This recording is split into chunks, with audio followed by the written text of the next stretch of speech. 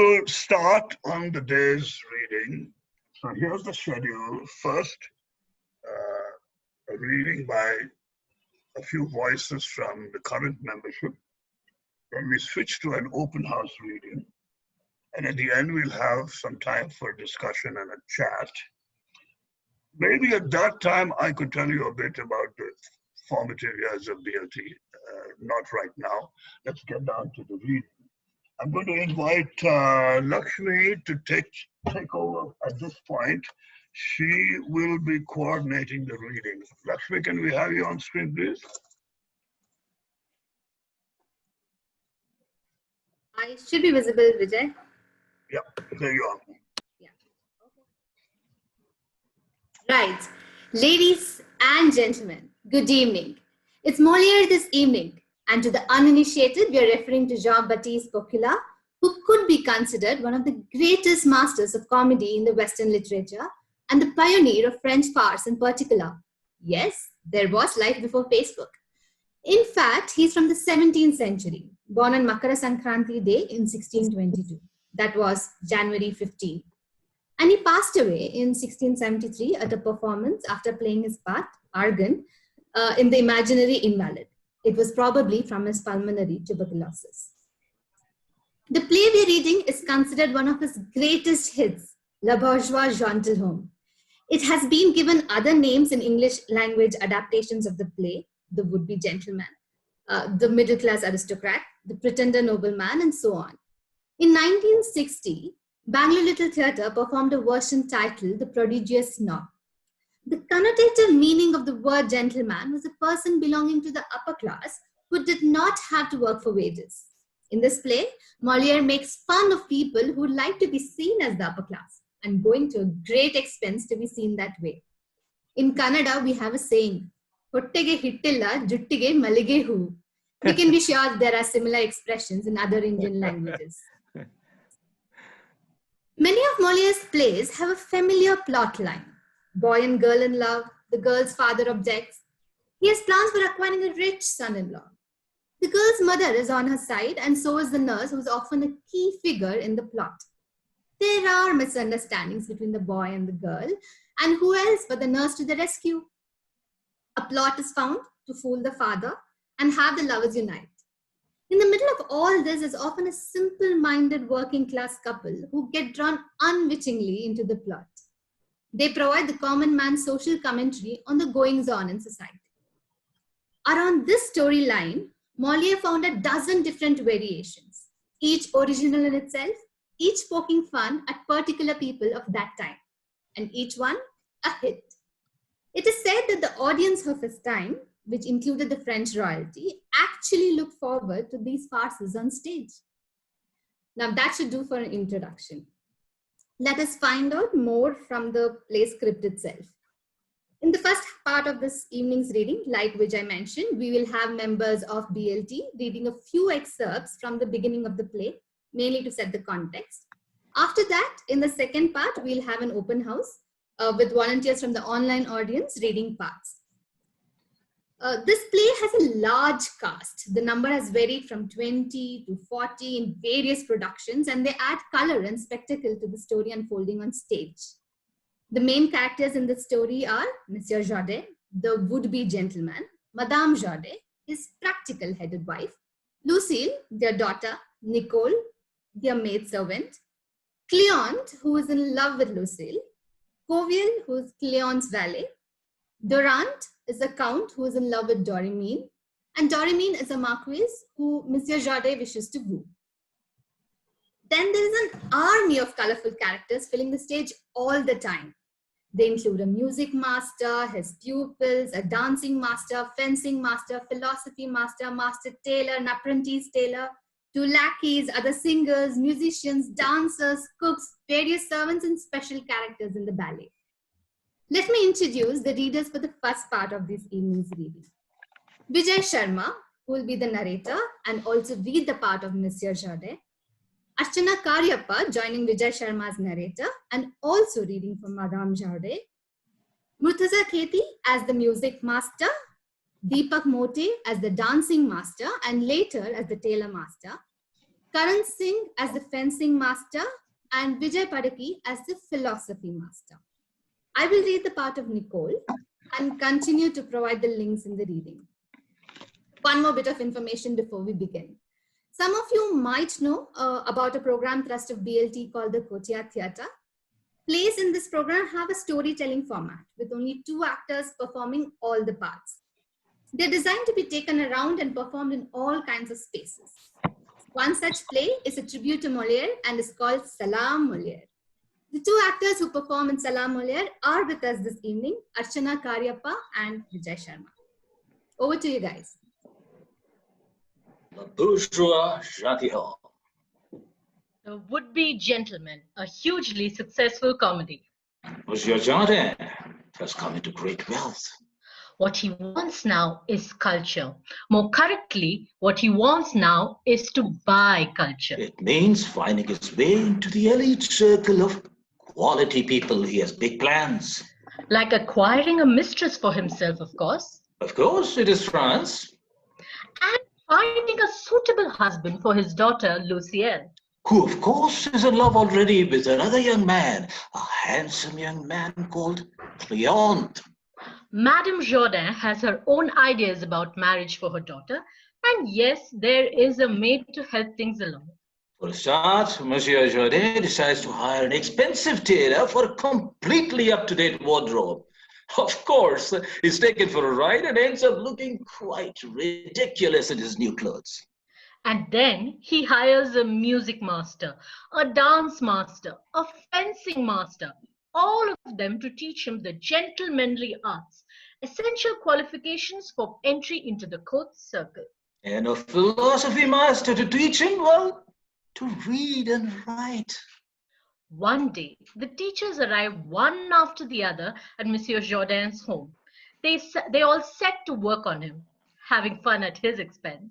But very soon the 4 teachers are arguing about which of their professions is the nobler one. The fencing master fires the first missile.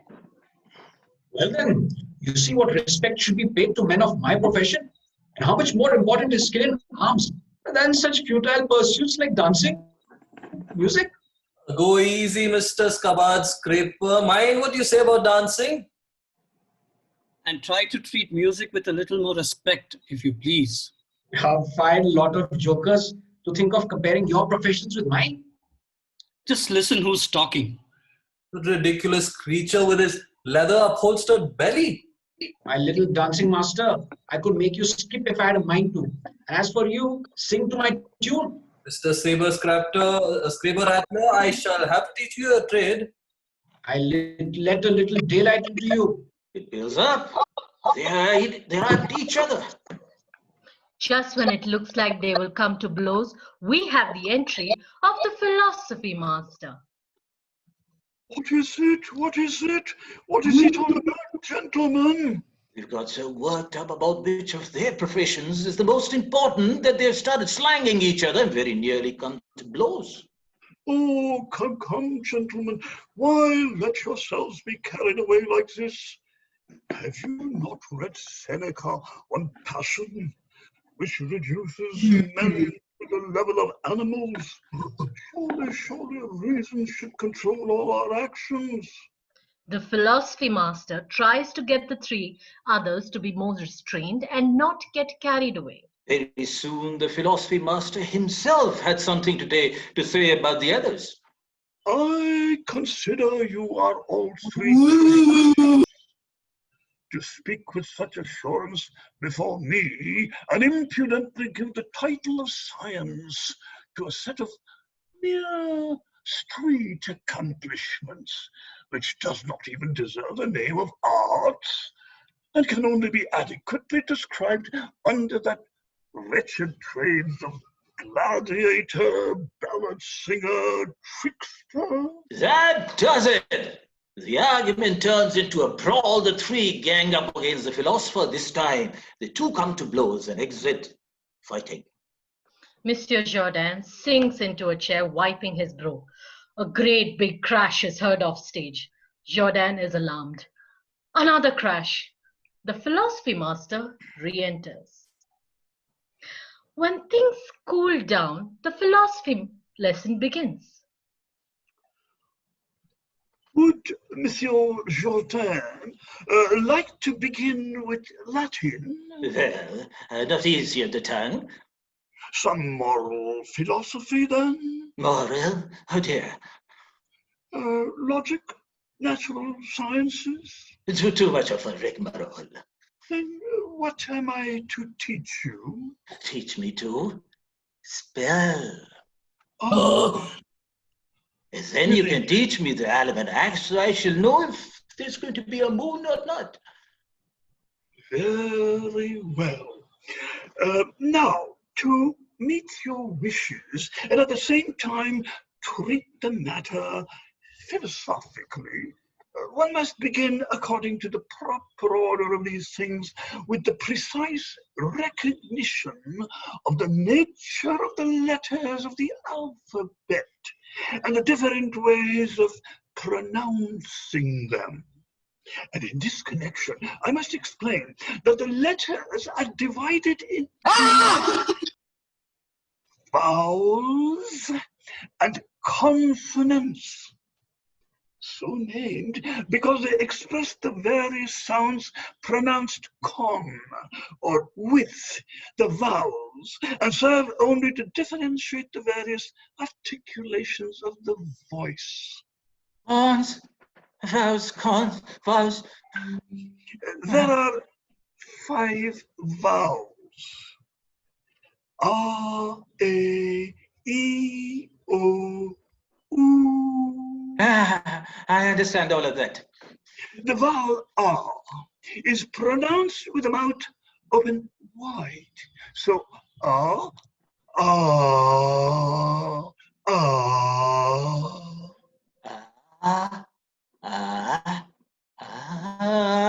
Yes.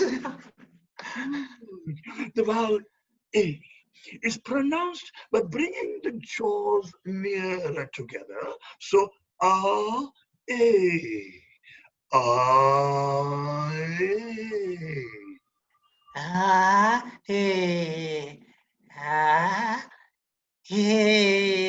Now that is fine. For the vowel E, bring your jaws still nearer together and stretch the mouth corners towards the ears. So, A, A,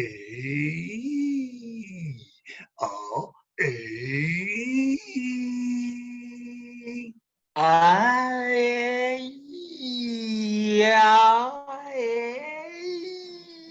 That's quite all right. Oh, what a wonderful thing is knowledge.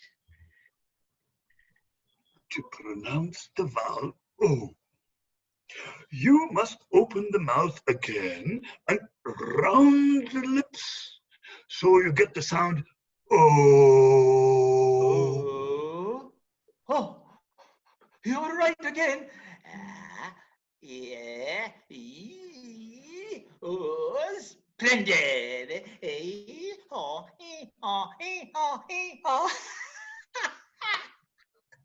The opening of the mouth is exactly the shape of the letter O. Oh, you're right. Oh, how wonderful to know such things. The vowel U. U is pronounced by bringing the teeth close together, but without quite meeting, and pushing your lips forward ever so lightly. You happen to show that you only need to say you. You. It's perfectly true. Oh, why didn't I learn of this earlier? Tomorrow we'll take the other letters, the consonants. Are they as interesting as the ones we've done? Oh, undoubtedly. The consonant D, for example, is pronounced by pressing the tip of the tongue against the upper teeth. So, D, D, D, D. Splendid, splendid. F, F. By bringing the upper teeth against the lower lip, It is quite true. Oh, father and mother. Why didn't you teach me this? An R, by placing the tip of the tongue against the palate, so that alternately resisting and yielding to the force of the air coming out, it makes a little trilling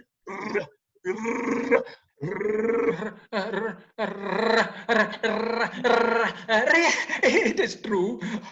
Ah, what a clever man you are. And I've been wasting my time. I will explain all these fascinating things to you. Would you please? And now, I must tell you a secret.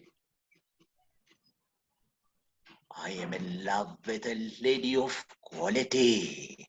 And I want you to help me write a little note that I can let fall at her feet. Very well. This is the correct thing to do, isn't it? Oh, certainly, certainly. You want it in verse, no doubt? No, none of that verse for me. You want it in prose, then? No, I don't want it in whatever that is either. But it must be one or the other. Why?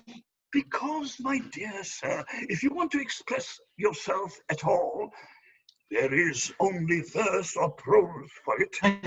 Only verse or prose for it? That's all, sir. Whatever isn't prose is verse, and anything that isn't verse is prose. I'm talking, as I am doing now, talking. Which is that?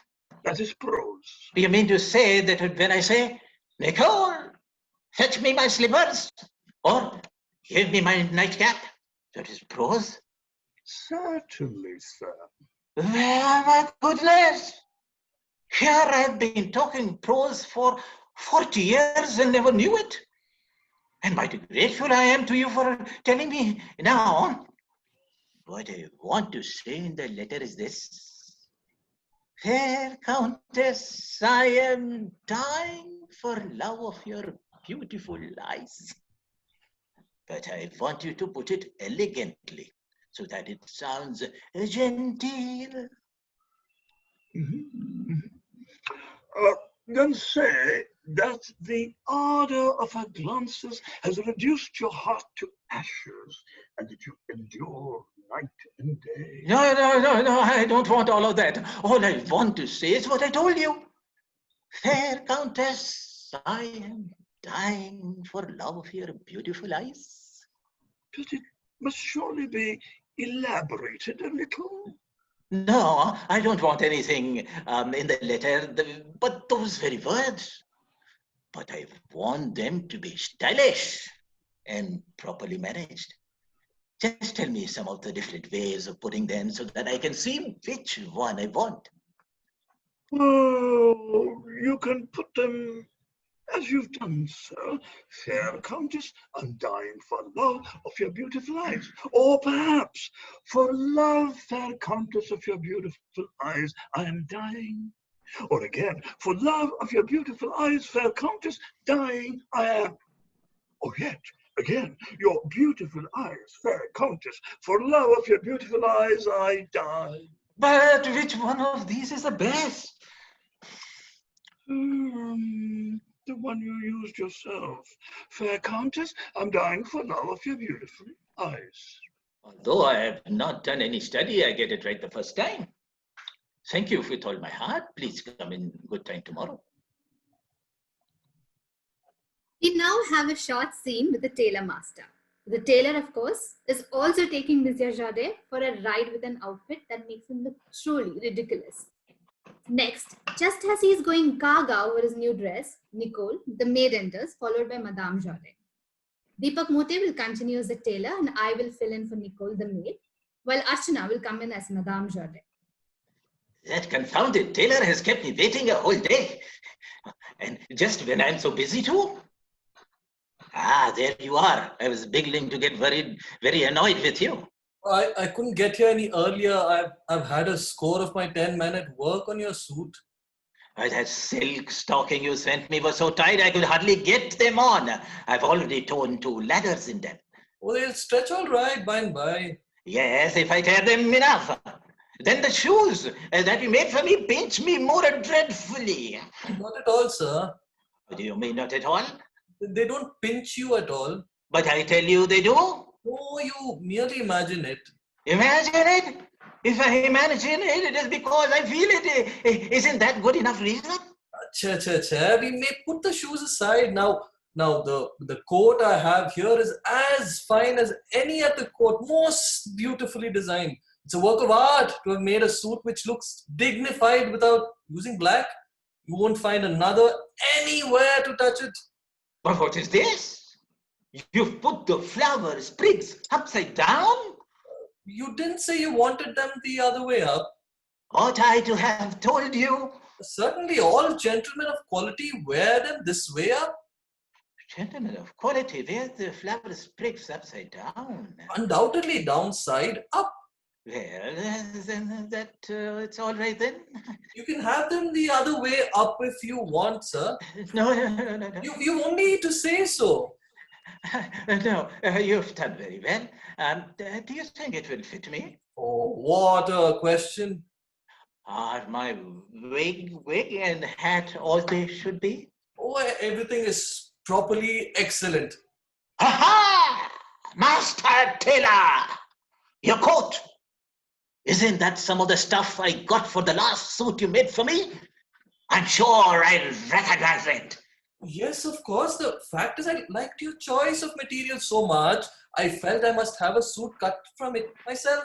That is all very well, but it shouldn't have come from my stuff. My coat is a compliment to your taste, sir. Now, are you going to try a suit on? Yes, hand it to me. Oh, wait a moment. That's not the way things are done. I have brought my men with me to dress you to music. Suits like these must be put on with ceremony. Hello there. Come in. Put on the gentleman's suit in a manner befitting a gentleman of quality. 4 tailor boys dance up to Monsieur Jardin. 2 take off his breeches. The others remove his jacket. After which, they dress him in his new suit. Monsieur Jardin struts around to be admired in time with the music. Now, kind gentlemen, please give something to these fellows to drink your health. What did you tell me? What did you call me? Kind gentleman. Kind gentleman. What it is to get up as one of the quality people? Go on dressing up as an ordinary person and nobody would ever call you a gentleman. Here, that is for your kind gentleman. My lord, we are indefinitely obliged to you. My lord! Oh my goodness, my lord! Wait a minute, my lad. My lord is worth something more. My lord is something like, here, that is what my lord brings you. My lord, we will all drink to your grace's good health. Your grace! Oh, wait! Don't go away. Come here, your grace. If he goes as far as your highness, he will get the whole purse from me. Take this for your grace. My lord, we thank your lordship for your grace's liberality. Just as well he stopped. I nearly gave him the whole lot. 4 tailor boys show their satisfaction by a dance before they exit. Monsieur Jarret now wishes to show off his clothes in the town. Just then, Nicole, the maid, enters. Nicole? What is it? Nicole?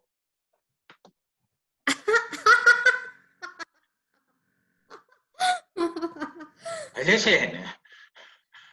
What is wrong with this? What is wrong with the hussy? Fancy you got up like that. Whatever do you mean?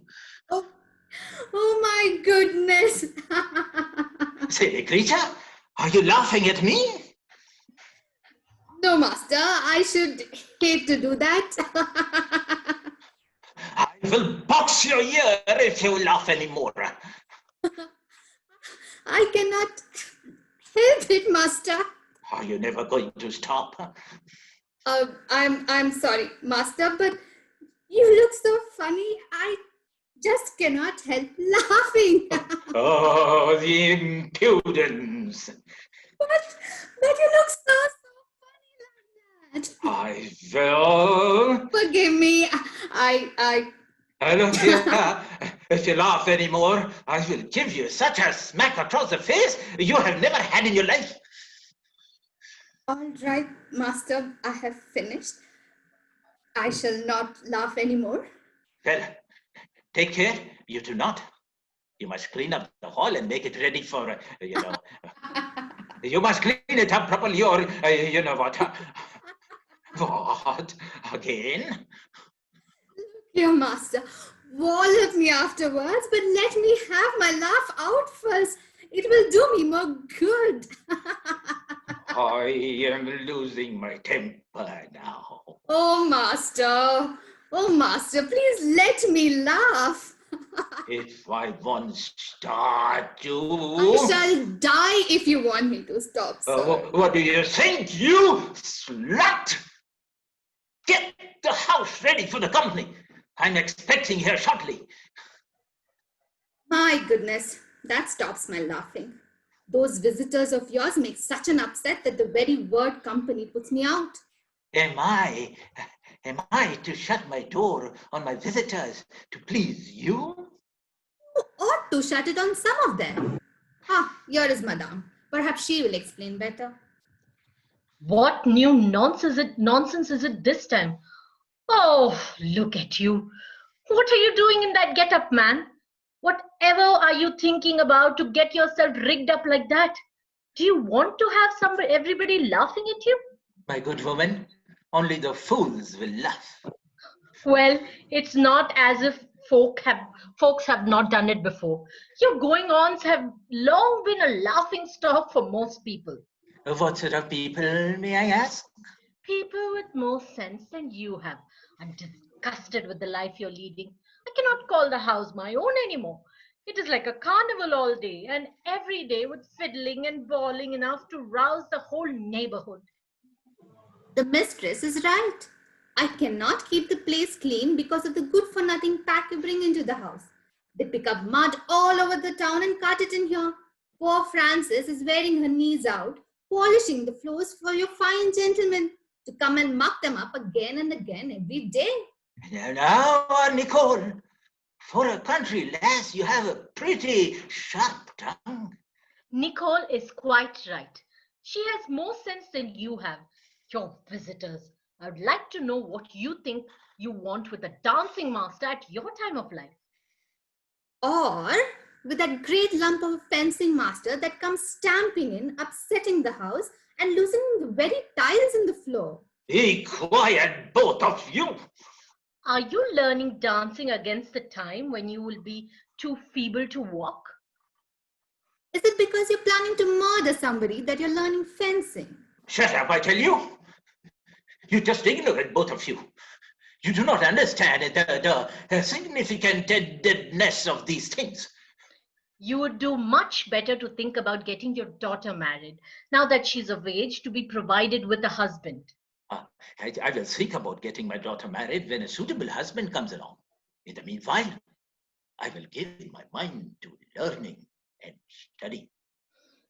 I have just heard, madam, that to crown all, he's taken on a philosophy master today.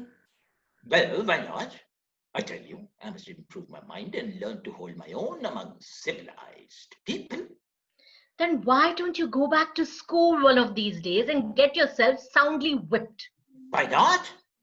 I wish to goodness I could be whipped here and now and never mind who saw me, if it would help me learn what they teach me in the school. My goodness, a lot of good that would do you.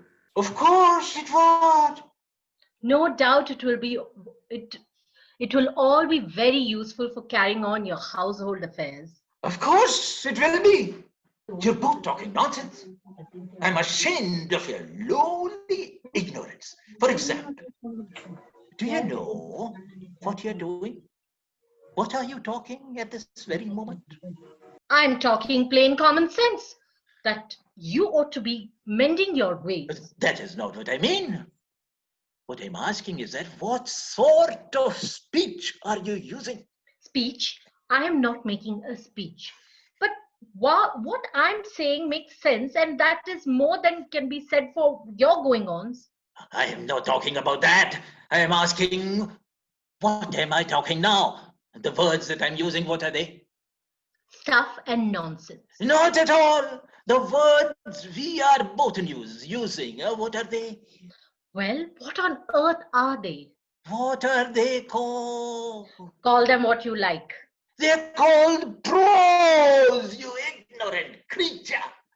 Prose? Yes, prose. Everything that is prose is not verse, and everything that is not verse is prose. Now you see what it is to be a scholar. And you, Nicole, do you know what you have to do to say you? What do you have to do to say you? Stop looking at each other. Say you and see. All right then. You. Well, what did you do? I said you. Yes, but when you said you, well, what did you do? What you told me to. What is it that I have to deal with? Stupidity.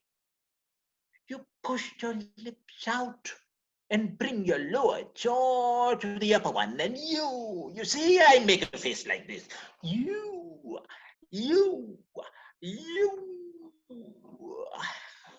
Yes, that is grand, I must say. Really remarkable. Yes, but that is only one thing. You should have heard oh and da and fa. What on earth is all this rigmarole? And what good is it going to be anybody?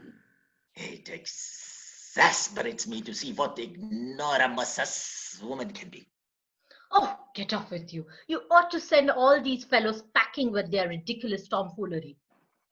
And especially that great lump of a fencing master who fills my kitchen with dust. Fencing master again. You've got him on the brain. I can see. I shall have to teach you manners. At this point, Monsieur Jardet calls for 2 foils. He hands Nicole one and takes the other himself. With great clumsy ceremony, he asks Nicole to go on guard. She does. He then gives her instructions on how to handle the foil. The line of the body. When you lunge in quart, you do it this way. And when you lunge in tierce, you do so.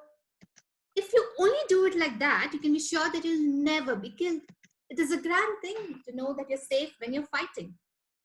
He invites Nicole to have a go at him. In several swift strokes that leave Monsieur Jardet befuddled, she succeeds in striking 3 times. As Monsieur Jardet stands there dumbfounded, Nicole returns the foil to the servant and walks out. And that brings us to the end of part 1.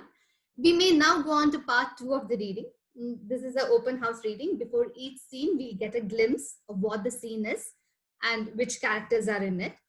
You may volunteer to read at that time. I would request Murtaza to share the screen so that the script is visible.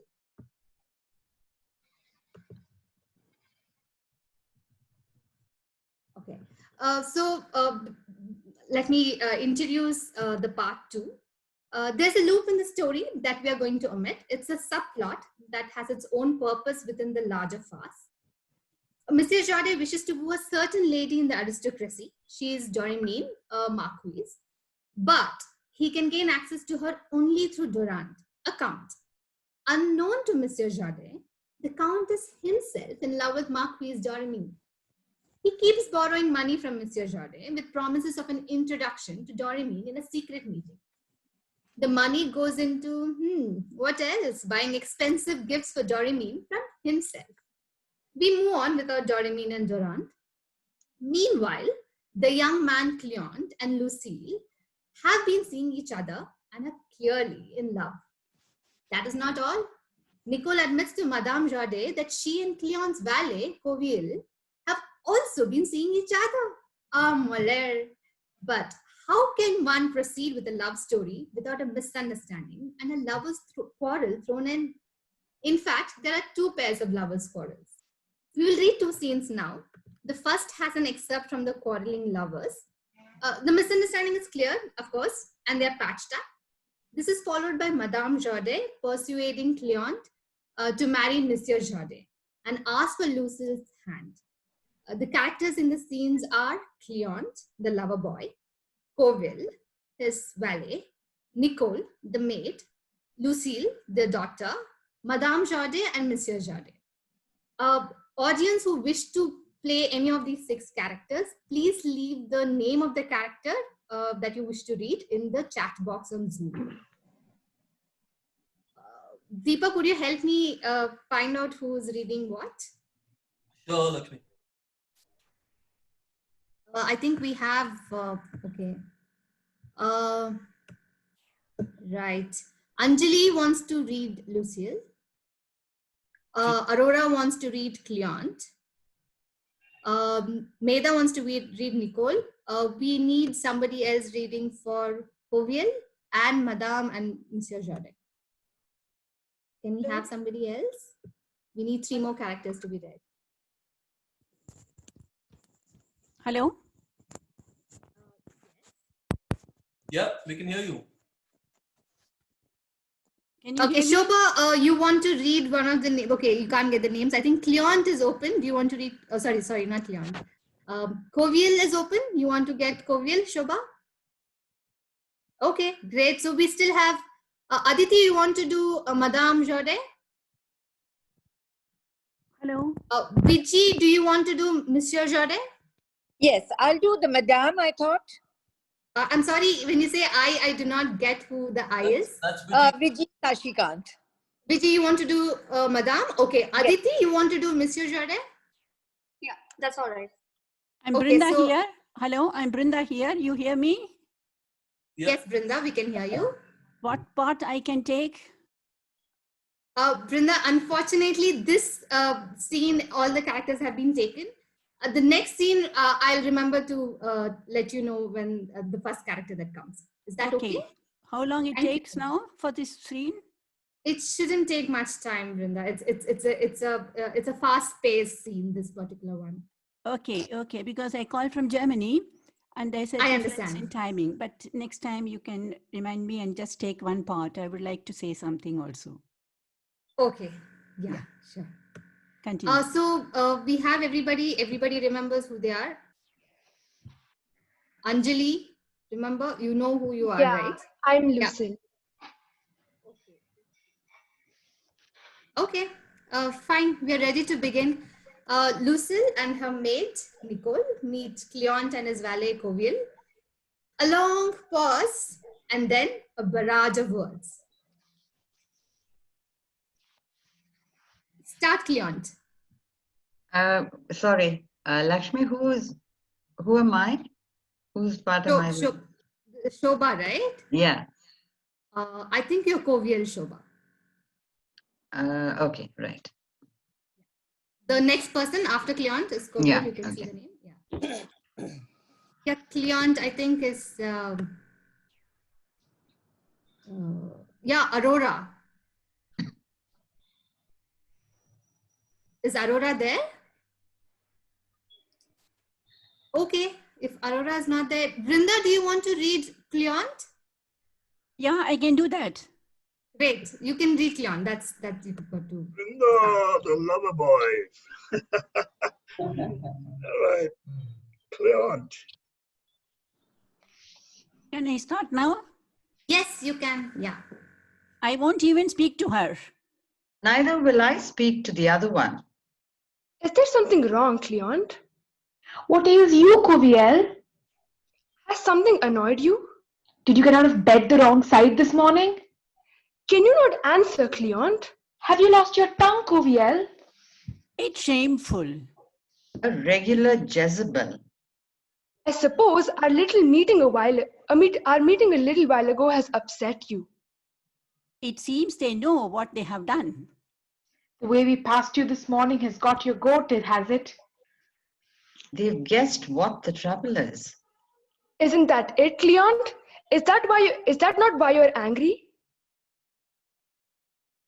Yes, faithless creature, since we must speak, it is. And let me tell you that you shan't have the satisfaction of jilting me as you think, for I mean to break with you first. I shall find it hard to forget my love for you. I shall grieve, I shall suffer for a while, but I shall get over it eventually, and I would die rather than be so weak as to come back to you. That goes for me too. What a fuss about nothing. Do let me tell you, Cleon, why I avoided you this morning. No, I won't listen. Let me tell you, Coviel, why we were in such a hurry. No, I don't want to hear. When we met you this morning. No, I say. Let me tell you that. No, you traitorous. Listen. Not a word. Just let me say. I'm deaf. I can't hear. Cleon. No. Coviel. Never. Do stay one moment. Oh, fiddlesticks. Listen to me. Nonsense. One moment. Nonsense. Just be patient a minute. Fiddle-dee-dee. Just one word. It's over and done with. One word in your ear. Not even a syllable. Very well then, since you won't listen, you can think what you like and do as you please. If that's how you behave, take it which way you choose. Well then, let us hear why you behaved so charmingly. I don't feel like telling you now. Tell us what happened. No, I won't tell you either. Do please say. No, I don't choose to tell.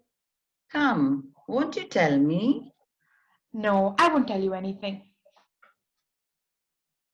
Please. No, I say. Oh, come, have a heart. No, nothing doing. Please, I beg you. Leave me alone. I implore you. Get out of here. Lucille. No. Nicole. Never. For heaven's sake. No, I won't. Speak to me. Not I. Please, clear up my doubts. I shall do no such thing. Put me out of my misery. No, I don't want to. Very well.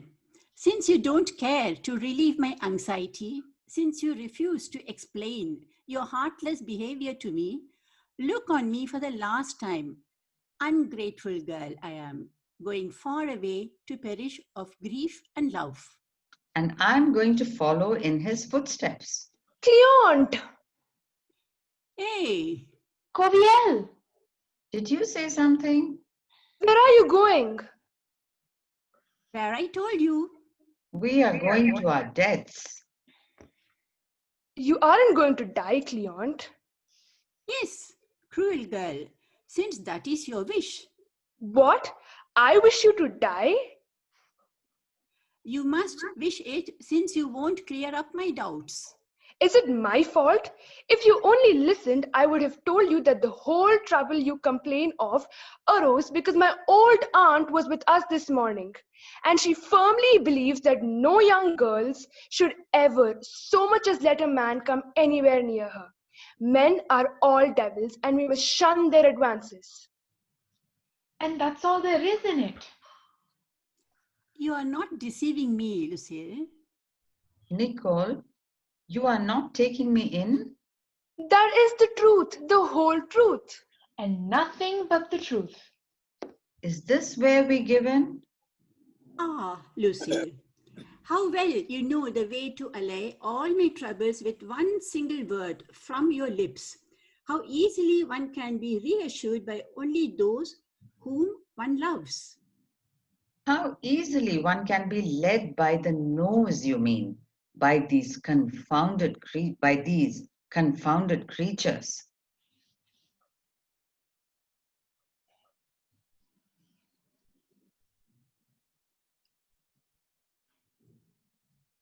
Which is Mrs. From Jordan. Mrs. Oh, Jordan. okay.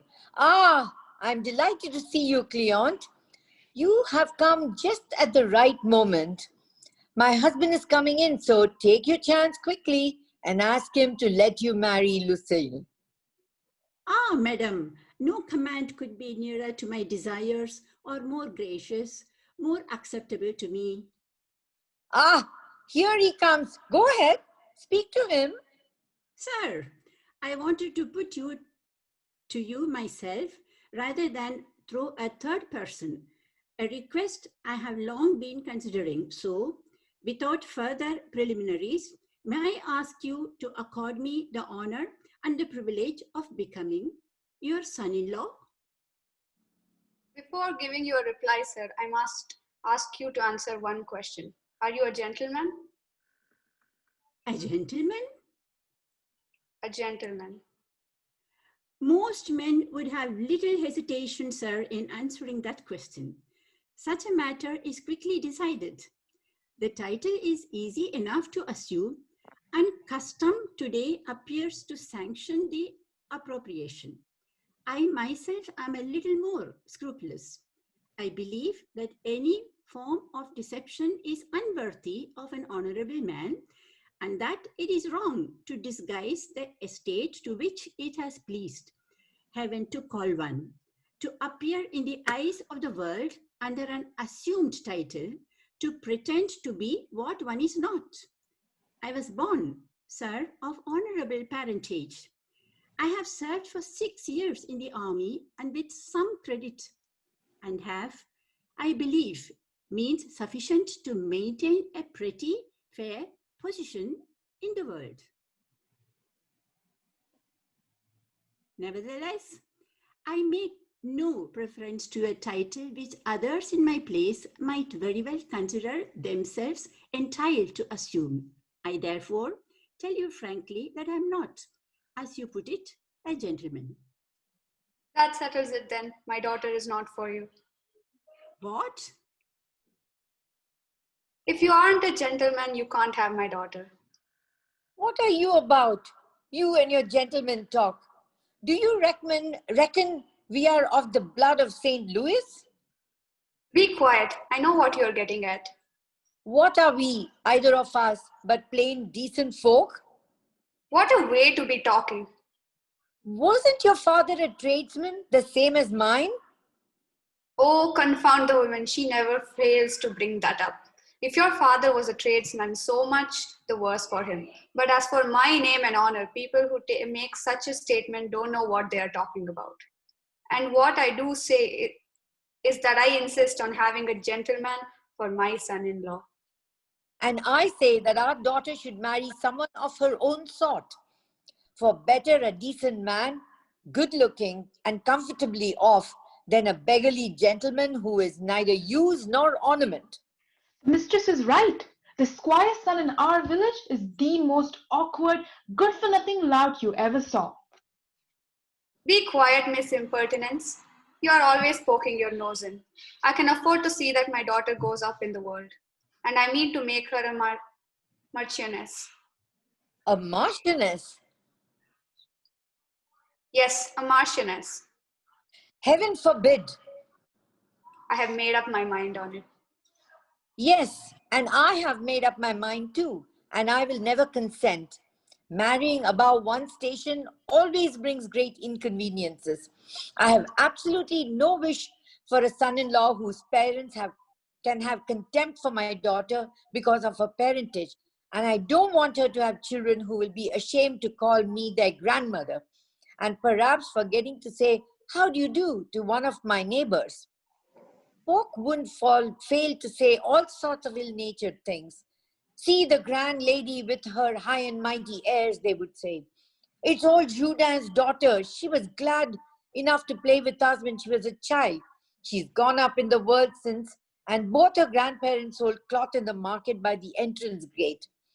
They scraped money together for their children, and they must be paying pretty dear for now in the next world, for you don't get as rich as that by remaining honest." No, I don't want that sort of gossip. I want a man who will be grateful to me for my daughter so that I shall be able to say to him, sit down and have dinner with us, lad. That all shows what a little mind you have, not to want to rise in the world. It's no use arguing. I shall make my daughter a marchioness if all the world is against me. And if you provoke me any further, I'll make her a duchess. Ooh, just like him, to walk out of the room when he knows he's cornered. Don't lose heart yet, Cleont. Come with me, Lucille, and tell your father firmly that if you can't have Cleont, you won't marry anyone. Follow me. A nice mess you have made of it now with your high-sounding sentiments. What else could I do? To me, it's a matter of principle. Why take the man seriously? Can't you see that he's mad? Couldn't you have humored his fancies? You may be right, but I never thought I should need to offer proofs of nobility to become old Jordan's son-in-law. Wait, ha ha ha. What are you laughing at? Just an idea that occurred to me. A way we could take the old fellow in and get what you want at the same time. A plot. A plot. We desperately need a plot. Boy meets girl, boy marries girl, simply must go through. Kovil's friendship with a drama company proves useful. Then the Kali's Little Theatre. Borrowing their costumes and props, Kovil stages an elaborate prank on the unsuspecting Jordan. Kovil, disguised in so-called Turkish attire, approaches Jordan. We can have a change in voices here, and we have 4 characters: Cleont, Kovil, Monsieur Jordan, and Madame Jordan. I understand, Meda, you did not get much to read with Nicole, so you could pick one of them, and the others could have a pick on Cleo. Meda, you want to pick your pick first? Jordan. Madame or the Mr. Jordan. Okay, so we have Cleont. Anybody wants to read Cleont? Okay, Shailesh wants to read Madame Jordan. Madame Jordan. Okay. There are 2 more characters, Cleont and Kovil. Varun can read Cleont. We have 1 more for Kovil.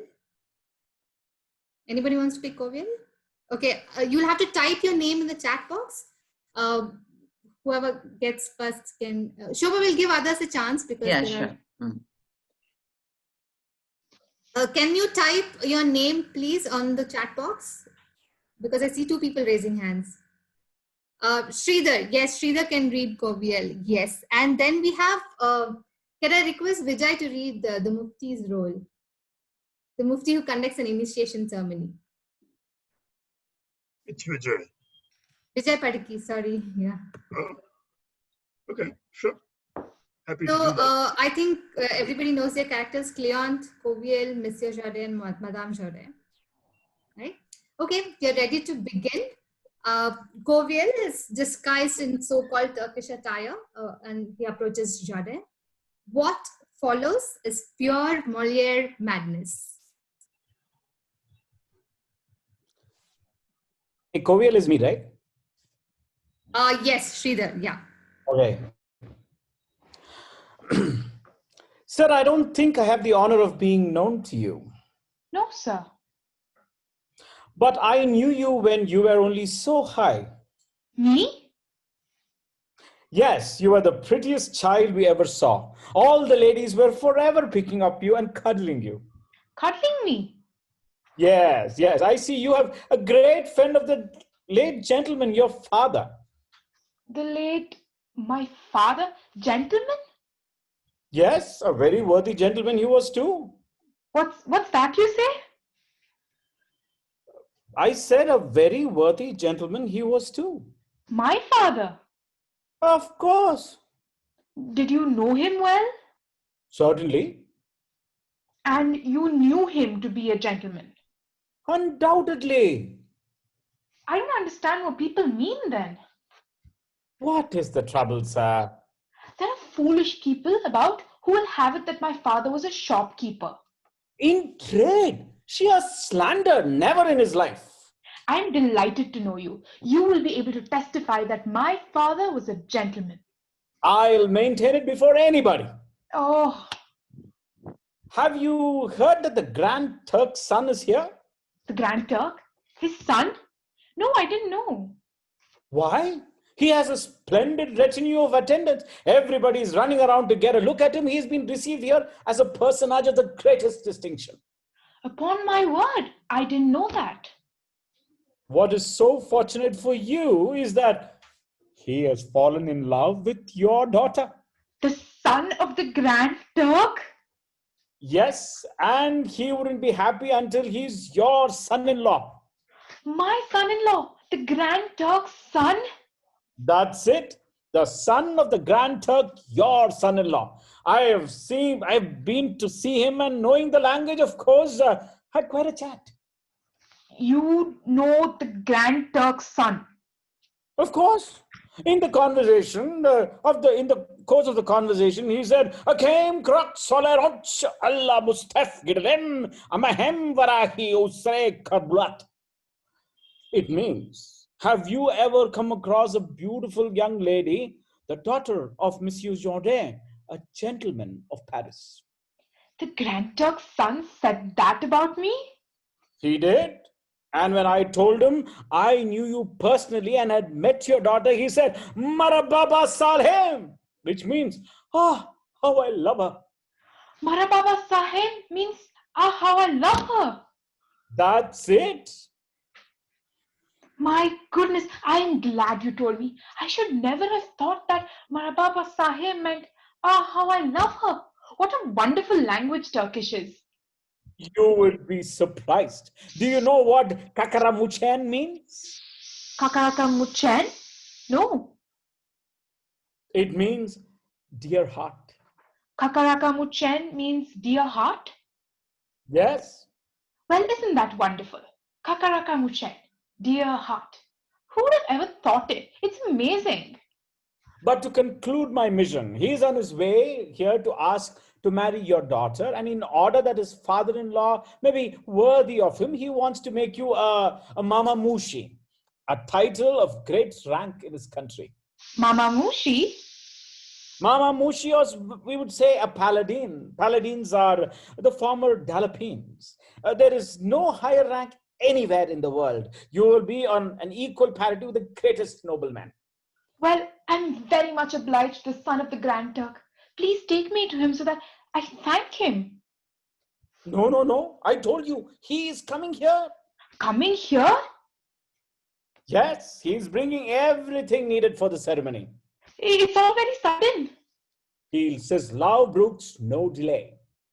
The only thing that worries me is that my daughter is a most obstinate girl.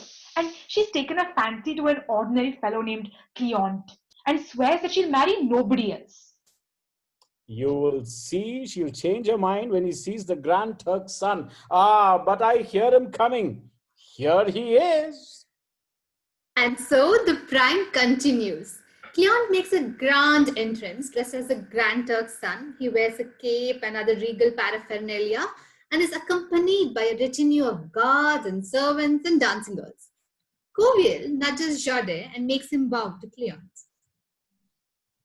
Ambosim Ukirburov, Jordina, Salam Aleichem.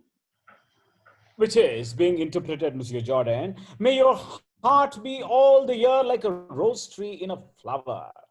These are the usual forms of polite greeting in his country. I am His Turkish Highness's most humble servant. Karigar Kambota Ustin Muraf. Austin Yok Katameliku Basum Basa Alamuran. He prays that heaven may endow you with the strength of a den of lions and the wisdom of serpents. His Turkish Highness is too kind. Say I wish him every prosperity. Osa bin Amin Sadok Babali Oraf Uram. Belmen. He requests that you go with him at once to prepare for the ceremony, so that he may then meet your daughter and conclude the marriage. All that in 2 words? Yes, that's what the Turkish language is like. You can see a great deal in few words. Follow where he wants you to go. Monsieur Jardin traipses out, following Cléante and his pages. Courvielle exits in the opposite direction. The scene changes dramatically for the initiation ceremony to follow. It is a colorful and wild fantasy, a stereotype of things so-called Arabian. It builds up the atmosphere for the finale. There is supposedly Arabian music. Jardin enters, looking around nervously. Dancers in exotic costumes enter from two directions. They move to four sides of Jardin and dance around him. They move him, spin him around, and so on. Attenders enter next with a robe and other props for the ceremony. More so-called Turk attendants enter, heralding the Grand Mufti. They chant and enter as the dancers move into a line of strains of Turkish music. The Turks stop upstage and create an aisle for the Mufti to enter and chant Abuha! Mufti strides in. Turks chant the second Ahoa, followed by Burbur. The Mufti walks up to Jardin, looks him up and down, and then takes his place on the pedestal for the ceremony. There are more chants of Awwa! Burbur! The Mufti claps and all freeze in silence. He begins a chant. All voices join in chorus as a response. If him compris, him say yum yum.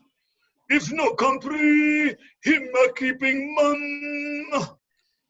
Me and Mufti, what am he? Him no compris? No compris. No compris.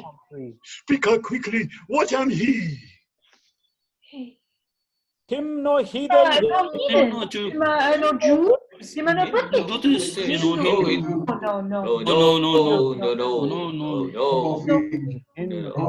no kafir, no puritan, him no Hosier. What am he?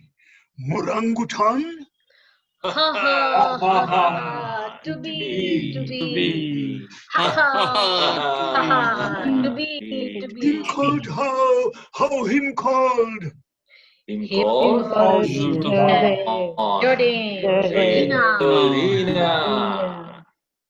The Mufti signals for Jardin to be dropped to his knees. He then claps his hands to begin chanting a prayer. All follow. We pray for Mr. Jordan. Tomorrow night and morning, going to make a paladina of Jordina. Give him saber, give him turban. Give him saber, give him turban. Two attendants ceremoniously bring in a saber and a turban to put on Jourdain. Give him galley, brigantina. Him go fight for Palestina. Good Morangutan Jordina. Him be good Turk Jordina. Hey wallah. Hey wallah. Halababalada.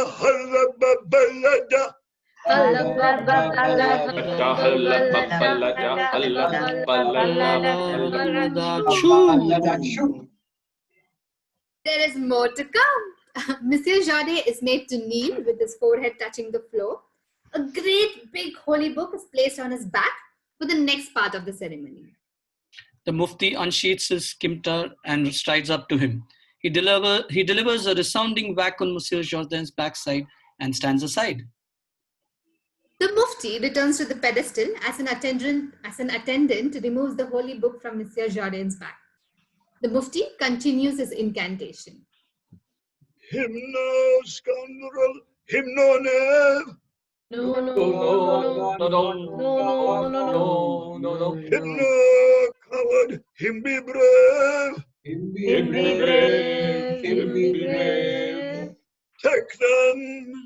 Take them scimitar. Give him bastonade.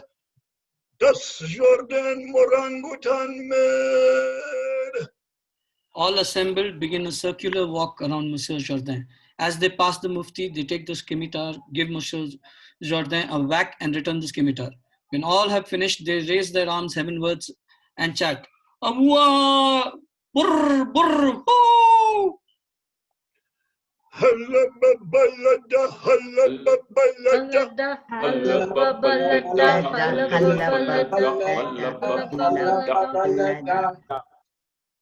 be not offended, all is ended. Be not offended. All is ended. The music begins and all begin to dance around Jade and Mufti. And then they all exit in a file. Mufti walks up to Jade and ceremoniously gives him a loud, slurpy kiss on both cheeks and strides out. The entire retinue follows the Mufti out. Monsieur Jourdain is left ecstatic. He cannot get over it. He's reliving the initiation, kneeling when Mrs. Jourdain enters. The converted palladina is swirling like a dervish in trance and singing half Turkish phrases as she enters. Oh Lord, have mercy on us. Whatever is he up to now? What a sight. Is this a time to be in a fancy dress? What's it all about? Who on earth has you talked up like this? The impertinence of the woman. How dare you talk like that to a Mama Muchi? A what? You'll have to be more respectful now that I've been made a Mama Muchi. What on earth is this man talking about? What's his Mama Muchi? I tell you, I am a Mama Muchi. And whatever sort of creature is that? A Mama Muchi is what we should call a paladin. You ought to know better than to go a-ballading at your age. The ignorance. The title of paladin is a dignity that has just been conferred upon me. I come straight from the ceremony. What sort of ceremony? Good Morangutan Jordina. And what does that mean? Jordina means New Jordan. And what about Old Jordan? Going to make a paladina of Jordina. Give him Galli Brigantina. I didn't understand a word of it. Him go fight for Palestina. Give him bastinade. Whatever is this nonsense? Be not offended. All is ended. What on earth? Jade drops his knees with a loud "Balaba, balahoo." Mrs. Jade rushes out shrieking, and Monsieur Jade struts out in the opposite direction, singing.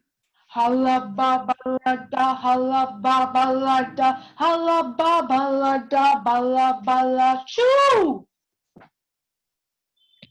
Oh, what about Jourdain's daughter and lover boy Cleant?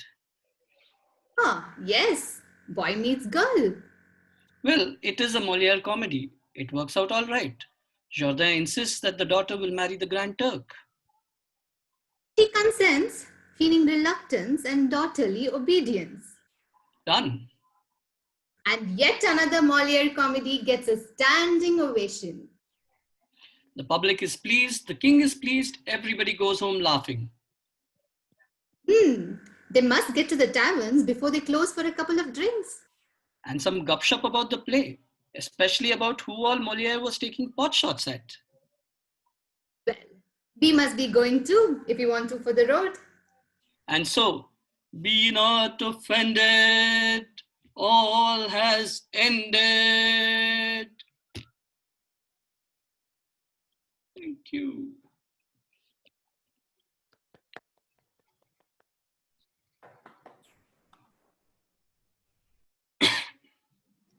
Thank you. Thank you all for the reading. Thank you. You can imagine the spectacle on the stage. Thank you. Yes. Thank you for reading. Time for a little nostalgia. You have to remember that in 1960, there was no Rabindra Kalakshetra, there was no Chaudeya, there was no Rangashankara, there was no Adaswase. There was one stage on which we performed. That was the Bishop Cotton Boys School Hall. Small stage, but reasonably well equipped. And all this happened on that stage. All the spectacle, all the costuming and everything else. It was quite a hit. It was a very nice way to come bang on and make a presence in the city of Bangalore. Huge cast. We didn't have great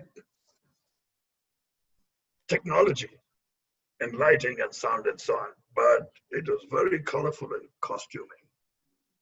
Terrific costuming. Very, very colorful. Took Bangalore by storm. Right. Comments, questions, thoughts, anything that comes to your mind, please share it with everybody else.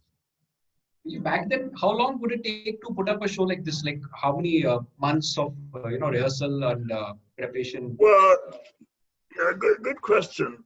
We typically plays would be rehearsed for about 3 months, beginning with 3 days a week, about 3 months. Is that the question you asked? How long did it take? Yeah. So I guess it's pretty much the same now as well. It's still, even now it takes about 3 months, I guess. Pretty much the same. Pretty much the same. About 2.5 hours per rehearsal. I have to tell you where we rehearsed. We only performed at Bishop Cotton Hall. And we'd move in there 2 rehearsals before starting. The rehearsals were on Mission Road. There was a school called Mission High School. And they had a heritage building. By the way, the Bishop Cotton School Hall was also a heritage building. Unfortunately, it's knocked down now. It doesn't exist. In Mission High School, there was an assembly hall, a stone walled building. We had a really good relationship with the school. And we used to meet there for rehearsals. And if you can imagine Bangalore of the 60s with no traffic and lovely cold weather, people came to rehearsal on bicycles from all over Bangalore. Yes, very true, Mr. Vijay. Hello. Yeah, we can hear you. Srinivas here. Yeah, very true. You are absolutely right. I have enjoyed living in Malleshwaram, a wonderful place, and people living in Basangudi, all identical, and a lot of greenery around. And to commute from Malleshwaram to the other side, there used to be a lot of like Western Hotel, race course, and it was really amazing. Brigade Road, all that. MG Road and all that. It's really nostalgical. I think I just can't forget. It's really wonderful. Right up to mid-70s when I joined the Indian Institute of Management in Bangalore. Right up to that time, you wore a sweater. In the months of April, May, June. Yeah, absolutely right. You're right. Yes. Okay, let's hear some other people about the play. What did you, Mr. Vijay? what did you think of the play? What came to your mind? Play was amazing. The dialogues, I don't know, really, extempo speech, just reading the script. And Mr. Vijay Sharma was so, enterprising, his actions is really wonderful. I liked it. And of course, you also did, you're all veterans. You're amazing job. Can we hear the others? What thoughts came to your mind about the play? Can we hear the others? I saw Shailesh's name coming up. What was back then? What was the most difficult thing in setting up such a play? What was the most challenging logistic? I wish we could have the dancing girls in the online reading of the play. It was the highlight of the production, the dancing girls. Never before on the stage on the Bangalore Theatre stage had they seen dancing of that order.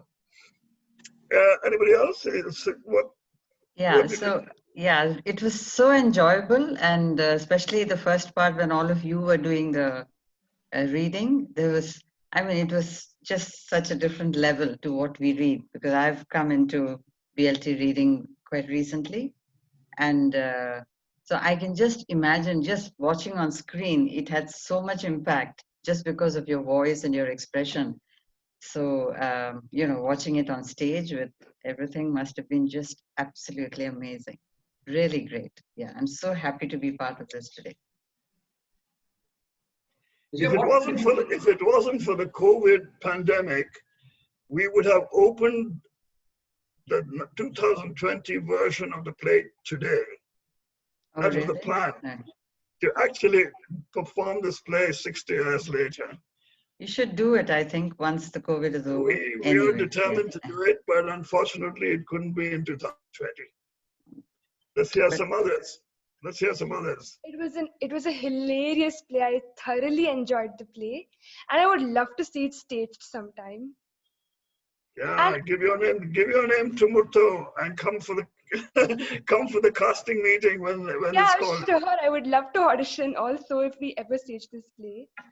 And I also want to know what role you played when this play was actually staged in the 60s. Now here's something interesting. You want to say something, Nella? Go ahead. I can wait. Go ahead. No, I just wanted to agree that the first part was just such a joy to watch.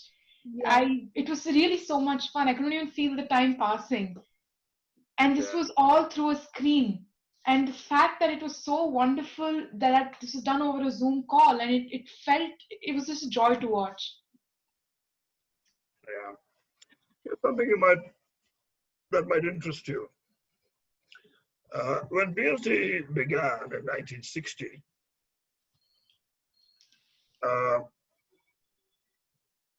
we had a Scottish couple. In fact, Scott Todd directed this play, and Margaret Todd was Mrs. Jourdain. We had a Scottish couple. We had an English couple. We had a Dutch couple. We had an American couple, and lots of Indians. I mean, the people who are active in amateur English and Kannada theatre from the city side of Bangalore were all part of it. Why did they choose a French play for the very first production? Isn't that interesting? They chose a French play. Who actually did the selection? Sorry. Who actually selected this play? Yeah. I think it was jointly by Professor Chandrasekhara, BC we used to call him. Some of you might know the name. He was a professor of English in Central College. Jointly by him and Scott Todd. They felt that the first play by BLT should be something of a big bang. Something that hits the audience as great entertainment.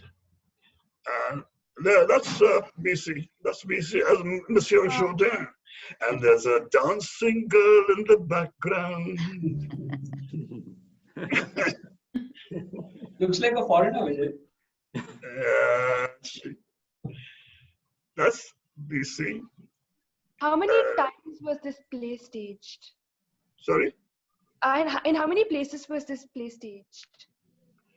Just one place. We had only one place to perform. That's the Bishop Cotton stage.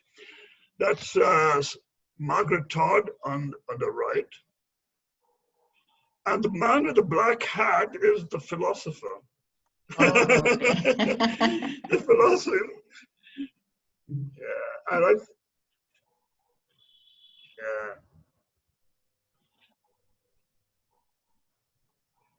The three masters, the fencing master. No, that's not the fencing master. That's the tailor, the music master, and the dance master. The costumes are wonderful, Mr. Vijay. That's the Grand Turk's son. Cleont, that's Cleont. There's so much grandeur in it all. Uh, In all the costume, it's very beautiful. Yes, yes. And the preserve the photographs for 60 years is wonderful. That's colored photographs. backstage in Bishop Gardens. Backstage Bishop Gardens. Yeah, Margaret Todd again. Well, that was something.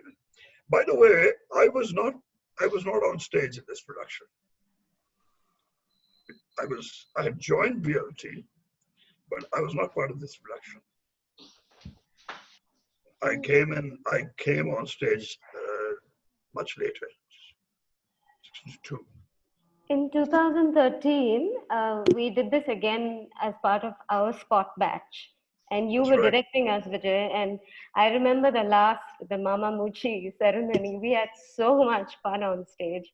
And we also did a bit of dancing. We wore these belly dancing jingles.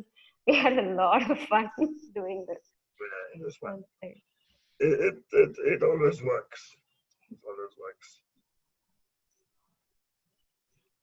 Anybody else? Anybody else would like to say anything? Has Sridhar left? Is he still there? Because he was in one version. Yeah. Yeah. You want to say something, Sridhar? No. It's just the play has got appeal across the times, right? Because when the team was doing the philosophy master and Jourdain, the Vowels presentation, in the version that we did, of course, we did a much more narrow edited version. But when we were performing it on stage, the thing that I remember, because I had the privilege to play Jourdain, and the fun was to see the audience literally jump in laughter. I mean, the joy that it gave to people, it must have been spectacular in the costumes that you had. Again, we did. It really was. Yeah, it's just such fun, and it's just.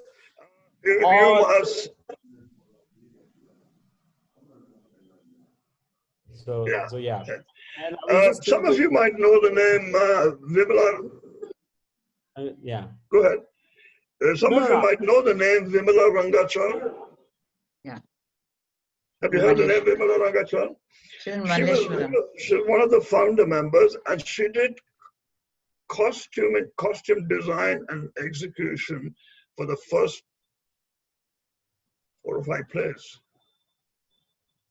When we did Mritya Katika, again, exotic, old traditional costuming in a Sanskrit play, costuming just stood out. The same Bishop Cotton's school hall, the same limitations of stage, but costuming and color just stood out like that.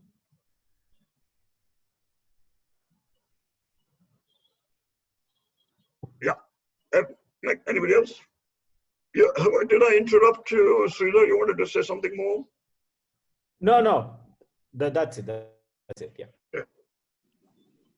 Anybody else? So, my friend Umesh Vyas from Delhi is right now at Mumbai. He joined in as well. Would you like to say something? And he's done this play in Hindustani in Delhi a while back. He played Moliere in a Hindustani version of this play. Any comments, Umesh? And directed by... Sorry? Directed by that play.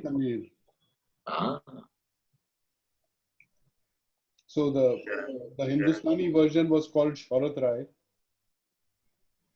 and we had the opportunity. Can you just? We can't see the whole of your face. Can you just move your laptop screen a bit? There. That's much better. Yeah. Okay. No, so we did this play in college with Habib Tanveer, and because the time was short, we got an opportunity to work with his troupe. So the whole scene about the award giving ceremony and all the dances and everything was done with his Chhattisgarhi troupe. And I had done the main role of the Puja gentleman. So Yeah. Thanks, Amish. Thanks for joining. Thanks for joining. Yeah. Well, have we run out of comments? Any questions other than comments? Oh, you have actually asked questions. There were questions, yes. Well, let's close at this point. Thank you once again for joining. I hope in the not too distant future. I have a question, Vijay. Yes, please. After the show, would you also head out for a pint or two? I didn't catch it. Would you also head to the tavern after the show, like how they do with the? Okay. All right.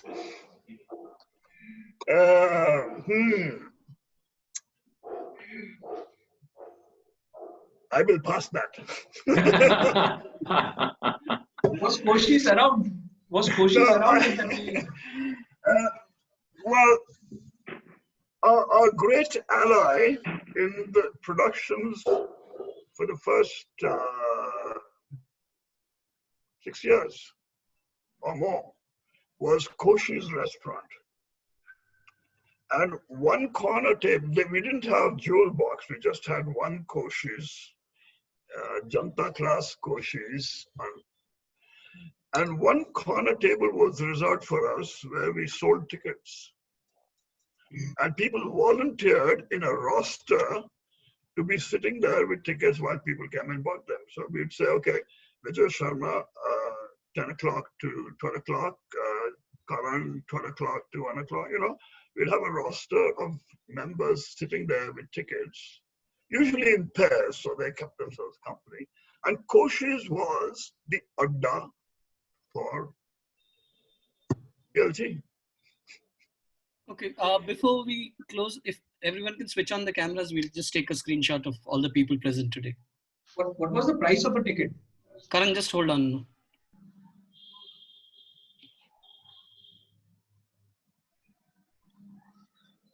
Okay, if this is all, smile people. We're smiling. We don't see you smiling. We're smiling. Yep. Be not offended. Do send that on WhatsApp or something. Yeah, we'll put it up. All right. Wish us luck. You can give always Wish us luck. Bit of an applause. You can give yourselves a bit of an applause. Hey, that's a surprise, Sumit. Good to see you there. Good to see you. Yeah. I was in earlier and then I had to leave and I came back. Good for you. So all the way from congratulations. That's a good friend of BLT in Calcutta, Sumit Roy. He heads the Red Curtain theatre group. They recently celebrated their Golden Jubilee and had one of our plays over to help them celebrate the Golden Jubilee. We were hoping to have him join us for the Diamond Jubilee, but But Vijay, we're very willing to, because we're traveling all around the world. In fact, since then, the Red Curtain has become the Red Curtain International by doing e-plays. And we've already produced 3, and we just recently finished the Good Theatre Festival. So lots of wonderful plays are being done online. We're aware of that. So we can ask all of you to wish us luck that in the not too distant future we'll be able to return. Yeah, I have a last question, Vijay, if you don't mind. What the price of the ticket? What was the price of the ticket in those days? Oh, good question. We had two categories of tickets, the front half and the back half. The front half was 4 rupees, the back half was 2 rupees. And then when we wanted to raise it to 5 rupees, there was such a lot of discussion in the committee. Big money. Those days. I was hoping Shekhar would have attended today. Shekhar has preserved the accounts for one of the early productions, where the total amount spent was a grand 150 rupees. You can't buy a meal today. You can't do that. So thanks once again. We hope to be able to get back to the Diamond Jubilee celebrations in 2021. Fingers crossed. And if we do, certainly this play will be included. And good chance that I will be directing it. Thanks very again. All the best. And good night. Good luck. Good night. Thank you. Thank you for joining. Thank you. Thank you. Thank you. Thank you for having us. Bye. Bye.